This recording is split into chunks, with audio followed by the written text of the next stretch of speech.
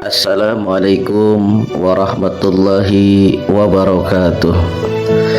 Para pendengar yang dimuliakan Allah Subhanahu wa taala, Rasulullah sallallahu alaihi wasallam bersabda, "Alaikum bimujalasatil ulama wastimna'i kalamil hukama."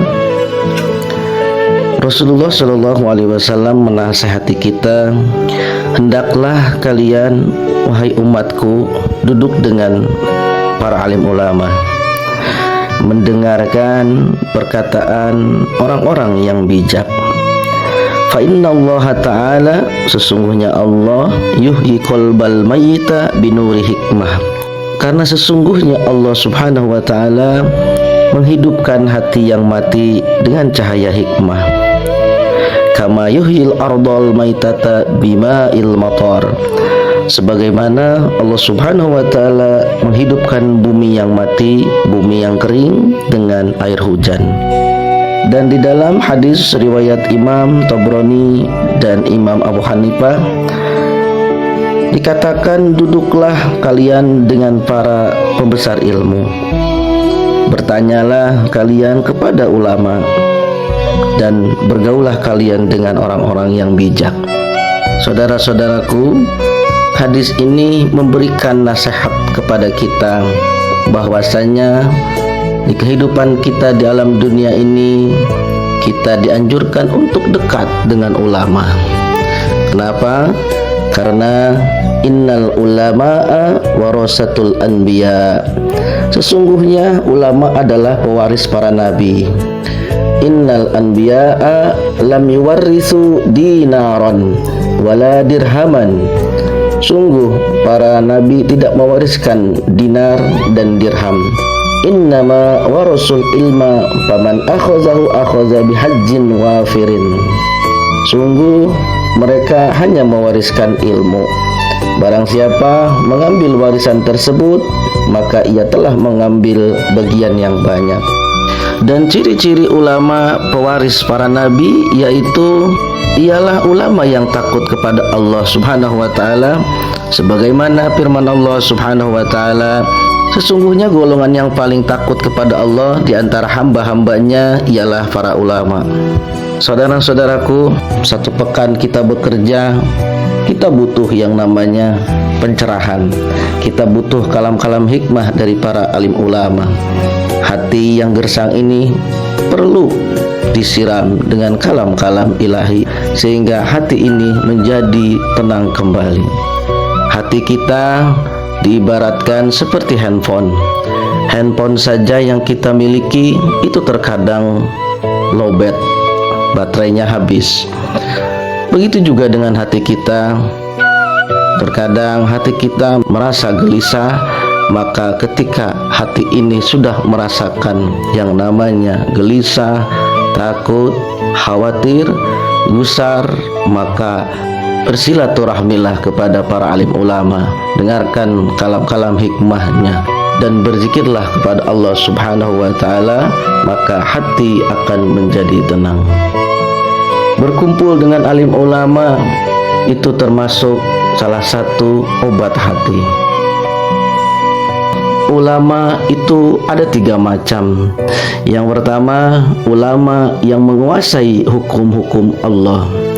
Mereka adalah para ulama yang pemegang fatwa. Yang kedua adalah ulama yang ma'rifat.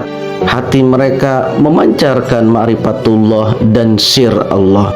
Maka hendaknya kita bergaul dengan beliau-beliau agar terjadi pencerahan akhlak, karena hati mereka memancarkan cahaya ilahi. Yang ketiga adalah ulama dengan kedua macam tersebut, yakni ulama yang menguasai hukum-hukum Allah, pemegang fatwa, dan ulama yang ma'rifat. Ini yang ketiga disebut dengan al-kubara, pembesar ulama. Beliau-beliau adalah ahli Allah yang dapat menghasilkan perilaku yang terpuji jika kita dekat dengan beliau. Saudara-saudaraku, air mengalir akan selalu turun ke bawah. Artinya ketika kita dekat dengan ulama, maka sudah tentu kita akan mendapatkan keberkahan dari ilmu-ilmu yang beliau sampaikan. Hati kita akan senantiasa tercerahkan, sehingga hari-hari kita, kehidupan kita jalani dengan tenang, damai, dan istiqomah. Itulah air mengalir ke bawah. Siapa yang dekat dengan ulama, maka ilmunya akan turun kepada orang yang dekat dengannya. Saudara-saudaraku yang dirahmati Allah Subhanahu wa taala, Rasulullah Shallallahu alaihi wasallam memberikan peringatan kepada umatnya. Sayati zamanun ala ummati yafirruna minal ulama wal fuqaha fayabtalihimullahu bi thalathi baliyat. Rasulullah menjelaskan akan datang suatu zaman atas umatku di mana mereka lari dari para ulama dan fuqaha. Lalu Allah Subhanahu wa taala menguji mereka dengan 3 macam ujian. Yarfa'ullahul barakah min kasbihim. Ujian pertama, Allah akan menghilangkan berkah dari usaha mereka. Ketika seseorang jauh dari ulama, meninggalkan ulama ataupun fuqaha, orang-orang yang paham tentang hukum-hukum Allah, maka Allah akan menghilangkan keberkahan dari usahanya. Ia akan merasa serba kurang, apa yang ia dapatkan selalu kurang. Hatinya tidak tenang, hatinya gersang. Bukan rezeki yang kurang, namun ia tidak pandai bersyukur atas nikmat yang telah Allah berikan kepadanya. Ketika manusia selalu merasakan kekurangan, sejatinya dia kufur atas nikmat Allah Subhanahu wa taala. Dan Allah berfirman, barang siapa yang bersyukur atas nikmatku, maka akan aku tambahkan nikmatku. Tetapi jika kufur atas nikmatku, sungguh azabku sangatlah pedih. Inilah ancaman dari Allah Subhanahu wa taala bagi orang-orang yang selalu mengeluh dalam hidupnya dan tidak bersyukur atas nikmat yang telah Allah berikan kepadanya. Lalu yang kedua, Rasulullah Shallallahu alaihi wasallam menjelaskan bagi orang-orang yang menjauhi ulama dan tidak mau ikut kajian-kajian, datang hadir ke majlis taklim, mereka menjauhi ulama, bahkan memusuhi ulama, yusallitullahu ta'ala alaihim sultanan zaliman, maka Allah akan memberikan pemimpin yang zalim. Di kantor Allah akan berikan pemimpin yang zalim, pemimpin yang sering korup, pemimpin yang melakukan tindakan aniaya, pemimpin yang sering melakukan pelecehan kepada kaum hawa, ataupun yang merugikan karyawan-karyawatinya. Wasalisatu yakhrujuna minad dunya bighairi iman. Yang ketiga, Rasulullah Shallallahu alaihi wasallam menjelaskan mereka meninggal dalam keadaan su'ul khatimah. Mereka meninggal dengan tidak membawa iman. Kenapa? Karena mereka jauh dari ulama, tidak paham tentang ilmu agama, tidak tahu apa yang harus dilakukan ketika berada di alam dunia ini. Saudara-saudaraku, perlu kita tafakuri, kita yang tadinya tidak ada, lalu kemudian ada. Kita dari mana, lagi di mana, dan akan kemana. Inilah yang perlu kita tafakuri. Kita yang tadinya tidak ada, lalu ada di alam dunia ini, lantas mau kemana kita setelah dari alam dunia ini?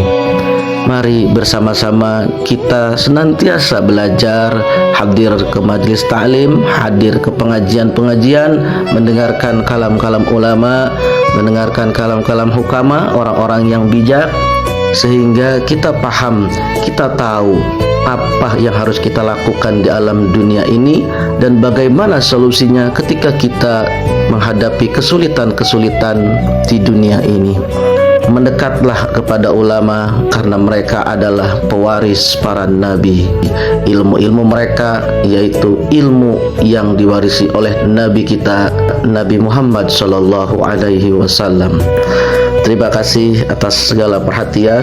Barakallahu fikum ajmain. Assalamualaikum warahmatullahi wabarakatuh.